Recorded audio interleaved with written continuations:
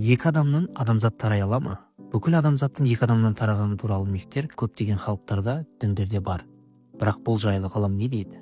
Ғылымда MVP, яғни Minimum Viable Population деген түсінік бар. Ең төменгі тіршілікке қабілетті индивидтер саны дегеніміз тірі қалуы үшін ең аз дегенде неше жануар қалуы керек екенін білдіреді. Бұл көрсеткіш тіршілік иелерінде әртүрлі.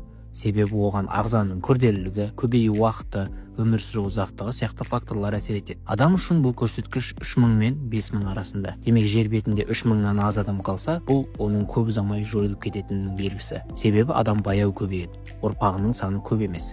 Жүктілік мерзімі ұзақ. Инбридингке өте сезімтал, яғни жақын туыстық некелерден көп рецессивті мутациялық ауруларға шалдығады. Сондай-ақ тіршілік ортасы да күрделі. Бірақ қазір жойылу қаупі төнген, MVP көрсеткішінен төмен түскен түрлер бар. Оларды сақтап қалу үшін адамдар көптеген әдістерді қолданады. Мысалы, сырттан жаңа түрлермен шағылыстырады, туыстық жақындығы аз жұптарды қосады, зиянды мутацияларын қадағалайды, жасанды ұрықтандыру жасайды. Қысқасы, табиғи жағдайларда адам сияқты омыртқалы, сүтқоректі жануардың екі ғана адамнан тарауы ол ғылымға қайшы түсінік. Арнаға жазылып пікір қалдырып кетіңіздер.